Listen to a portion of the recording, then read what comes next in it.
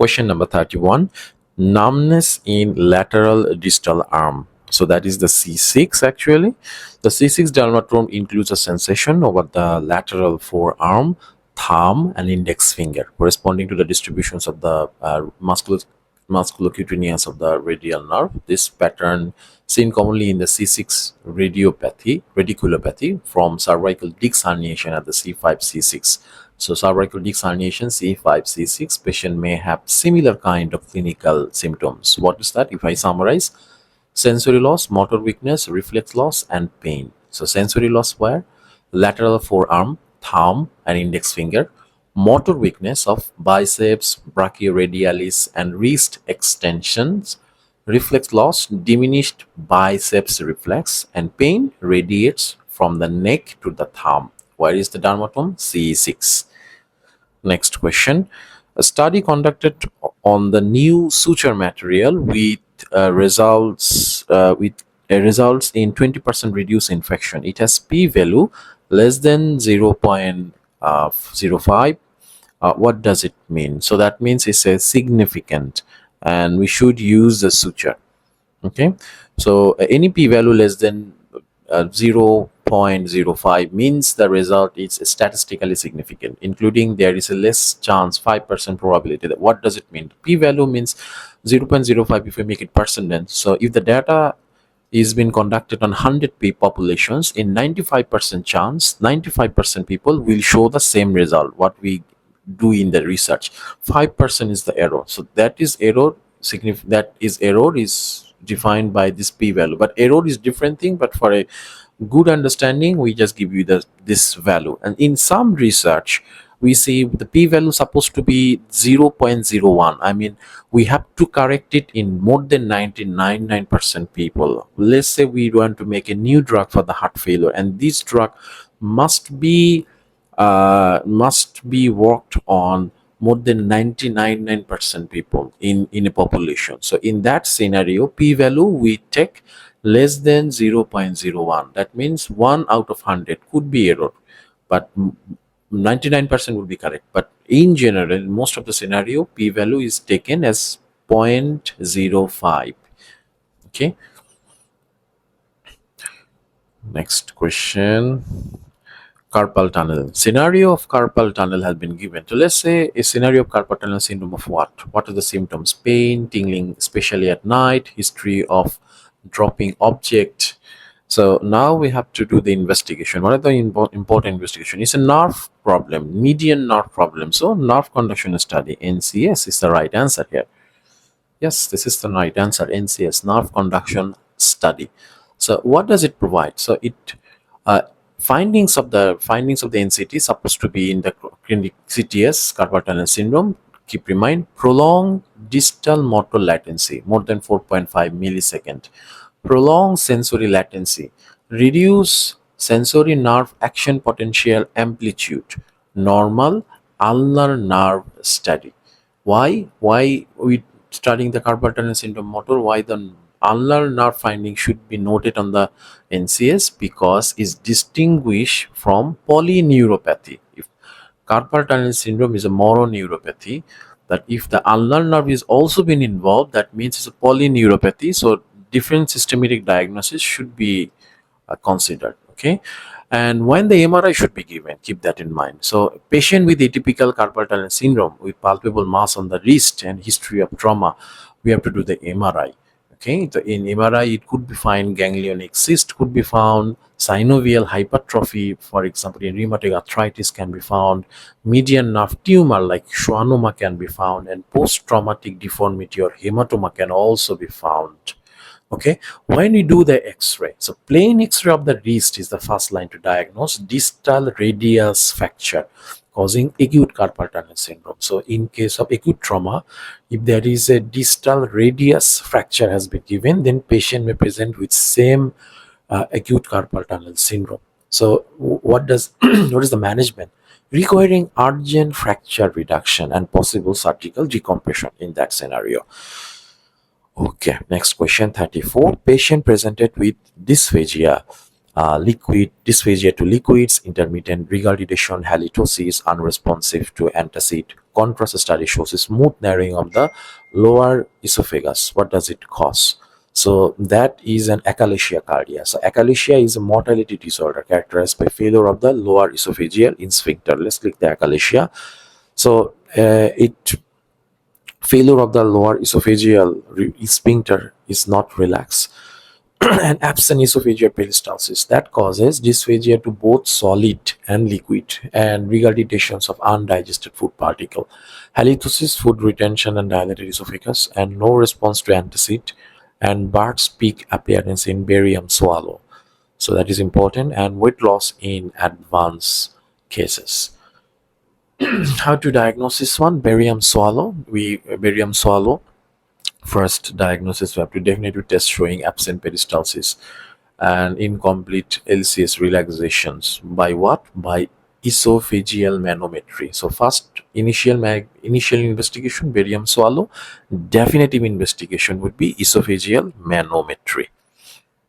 The mode of actions of lidocaine. What's that? Block of the sodium channel. Very clean cut question here. So is it reversible? Yes, it is reversible. Keep that in mind. And lidocaine is also an antiarrhythmic drug. Keep in mind it's class B. The same mechanism is stabilizes the cardiac membrane. So when the calcium channel blocker will be corrected. So if any question describe drugs for angina, hypertension, or supraventricular arrhythmia, then the calcium channel blocker could be given. Like what? Like you effect verapamil, diltiazem for the rate control, amlodipine and nifedipine for the vasodilation, peripheral vasodilation, or block the L-type calcium channel in the heart that reduces cardiac contractility, AV mode conduction, and vascular tone. Okay. Now, 36 question. After resections of rectal tumor, a patient experiences an erectile dysfunction. Which of the following nerves is most likely to have been damaged in the surgery? So, is a pelvic splanchnic nerve is the important one. S2 to S4, S2, 3, 4. Okay, pelvic splanchnic nerve. So, they are parasympathetic nerve essential for erectile function. And during rectal cancer surgery, particularly the total mesorectal excision, this nerve are commonly at risk. So, what are the function of this nerve? Number one, parasympathetic innervation to the penile erection, so vasodilation. Penile erection, so vasodilation, located along the lateral pelvic sidewall, run along or very close to the mesorectal fascia. Which nerve close to the mesorectal fascia? Pelvic splanchnic nerve. Which nerve causes the erectile dysfunction without sensory loss? Important, without sensory loss. Pelvic splanchnic nerve. Okay. Okay, when the pudendal nerve will be called, everyone must be confused. Why not pudendal nerve? Patient after difficult vaginal delivery or prolonged lithotomy position surgery develops perineal membrane or loss of anal reflex, fecal incontinence, and erectile dysfunction. So then the pudendal nerve injury. This causes mixed sensory, motor, and autonomic dysfunction. See, in parasplanchnic nerve, only erectile dysfunction without sensory loss. But for the pudendal nerve, sensory, motor, autonomic, both will be lost. Keep that in mind. Okay. Next question, 37. Which of the following will be seen in sympathetic stimulation? So, bronchodilation. So there's a huge effect of chart of sympathetic and parasympathetic actions. Bronchodilation is by the beta receptor. And in heart, what are the sympathetic effect in different organ? For example, in heart, it gives heart rate and contractility, blood vessel vasoconstriction by alpha, blood and vasodilation in muscle by the beta 2. So sympathetic activity, vasoconstriction at the blood vessel, but same blood vessel in the muscle, it causes vasodilation by the beta 2 receptor. Keep that in mind. Lungs, beta 2, pupil, mydriasis, GI, decreased motility secretion, bladder, retrosal muscle relaxation, plus sphincter contraction. That's the sympathetic effect. And liver, glucose release. So glycogen will be broken. Glycogenolysis. Glycogen will be broken, glucose will be released. So sympathetic action on the liver is glycogenolysis. Number 38, a 30-year-old female mother of two children on OCP, 3 centimeter mobile breast lump, FNSC shows benign breast lesion. What would be the next step? 3 centimeter, very small, age 30, very good, nothing to be worried about till now. Reassures and discharge. That is the correct answer. What is the diagnosis? Is a fibroadenoma or breast mouse. So mammogram we would be given. But any lump, what will be give? What should we do? Triple assessment. So clinically we have the examination, investigation, and pathology. FNSC we have to correct it. And when indication of the surgery in case of same scenario, if it is large enough, more than 4 centimeter, here is given 3 centimeter, but the same scenario, if 5 centimeter given, then excision. Others, patient anxiety. Patient is, despite the size, patient is very anxious, so do the surgery. Rapid growth on surveillance, do the surgery. Discordance in triple assessment. Discordance, there is no single point diagnosis from the triple assessment. Every investigation says different thing. Do the excision, do not take the risk. Okay.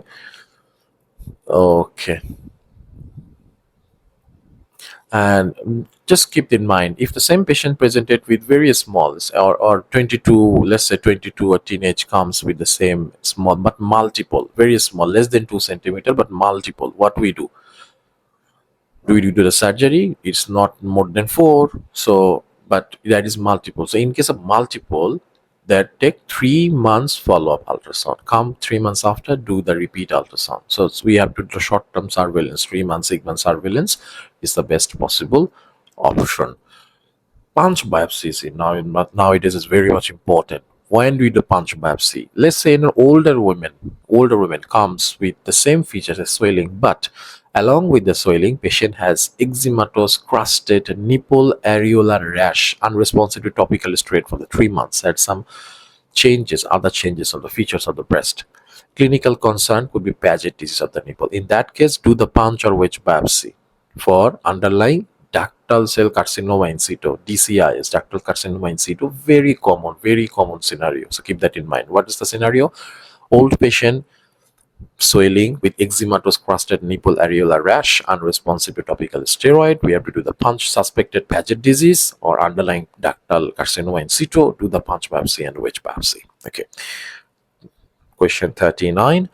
A patient presented with recurrent dyspepsia diagnosed with carcinoma in lower esophagus. In which epithelium did this carcinoma develop? So stratified squamous, non-keratinous stratified squamous, that's the lining epithelium of the esophagus. That's the okay. Let's show the description is given here. Now, if the cancer is a squamous cell carcinoma, then it arises from the native esophageal lining. Okay, so adenocarcinoma is occurred in columnar epithelium in case of Barrett esophagus. In case of Barrett esophagus is adenocarcinoma. In case of normal esophageal lining, upper on the mid esophagus, most commonly it is a squamous cell carcinoma. What are the risk factors? Squamous cell carcinoma: smoking, alcohol, hot beverage, achalasia, and any causative injury. Okay. And when we do the columnar epithelium in case of GERD, when will be given? Patient and scenario will be given. Patient has a GERD, gastroesophageal reflux disease for prolonged period. Patient has a Barrett esophageal symptom. Then we will click adenocarcinoma. Question number 40. 65-year-old woman with metastatic breast cancer, confused, acutely unwell with nausea and vomiting, vital signs normal. Most likely abnormality, that is the hypercalcemia. Very typical features. What happened actually? It happens hypercalcemia of malignancy. So it's a common metastatic breast cancer due to bone metastasis and osteolytic lesion and parathyroid hormone related peptide PTHRP secretion, over secretion of PTHRP. So classical presentation: stones, bones, groans, moans, and psychiatric overcome. So stone means renal calculi or nephrogenic diabetic insipidus. So stone calcifications of the in the brain. So nephrotic diabetes insipidus, nephrogenic diabetes insipidus. Bones means bone pain and fracture. Groans mean abdominal pain, constipation, nausea, and vomiting. Moans means, or moaning means fatigue and weakness. And psychiatric overcome, confusion, lethargic, and all the symptoms. And serum calcium more than 2.6 millimole per liter or more than 10 milligram per dl. That is called, in any case of acute presentation, that suspected is malignancy, hypercalcemia due to breast malignancy. So what is the treatment? We give the IV fluid. Hypercalcemia treatment, give the IV fluids. And to reduce it, give the bisphosphonate like zoledronic acid for underlying malignancy. So bisphosphonate usually been given here. Next question 41. A 40-year-old woman is with road traffic, admitted with multiple injuries following a road traffic accident. On examination, her left lower limb lies internal rotation, and she has no active movement on the limb below the knee, sensation present in the medial side of the leg. Which of the following is the most likely diagnosis? So is a posterior hip dislocation, because the rotation, internal rotation, and that is the very typical. So posterior dislocation of the hip is the right answer here. Usually the limb is shortened, adducted, internally rotated. Mechanism injury is a dashboard is given here. High energy trauma or traffic incident, and because the femoral head displaced posteriorly out of the acetabulum. What are the associated complications? Commonly been asked. The sciatic nerve injury, especially the peroneal division. So patient may present with foot drop, sensory loss on the lateral leg. There's a chance of avascular necrosis of the femoral head if reduction delayed more than 6 hours. If delayed surgery, there's a chance of avascular necrosis of the femoral head. And posterior acetabulum wall reflex. What is the immediate management? Immediate close reduction under sedation within 6 hours. That is the first priority to minimize the avascular necrosis. And post reduction, CT for assess for the fracture. Okay, when we know this, it is anterior hip dislocation. Anterior hip dislocation is very rare, is less common. Okay, and if limb is held in external rotation, the internal rotation in the posterior hip location. So just opposite anterior hip dislocation, the limb will be in external rotation, abducted and slightly flexion. Okay, and if we do the x-ray, we can see the femoral head either anterior or inferior to the acetabulum. Okay, so next question number 42. A 4-year-old boy with headache, vomiting and drowsiness. CT scan shows dilated lateral and third ventricle, normal fourth ventricle. Where is the obstruction? So dilated third lateral and third ventricle means cerebral aqueduct of Sylvius is the correct answer here. So the pathway of CSF is first lateral ventricle, then third ventricle by a foramen of Monro, then third ventricle to fourth ventricle by the aqueduct of Sylvius. Okay. Next question. Angina is a classification, is a complex cardiac patient. So angina with a stent, poorly controlled diabetes, ejection fraction 40%, preoperative ASA classification. ASA classification is ASA4 supposed to be. Okay. Okay. So answer 3 could be, show the description, is ASA4 is the right answer here. Next, knife injury and to the anterior abdomen at the 9 intercostal cartilage. So 9 intercostal cartilage, what are the structure most commonly been damaged? Of course, the liver situated at the very front, very superficial. Okay. So right answer is the right lobe of the liver. Questions 45. Post-gastric bypass dumping syndrome. So 35-year-old patients given in here. So in case of dumping syndrome, so scenario you've been given here, The patient is sweating, palpitating, dizziness, constipation after big meals without any vomiting. So it's a lead dumping syndromes.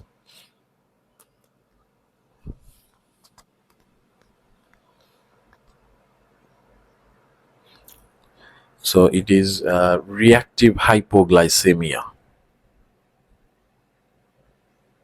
You click the answer, hypoglycemia. Okay.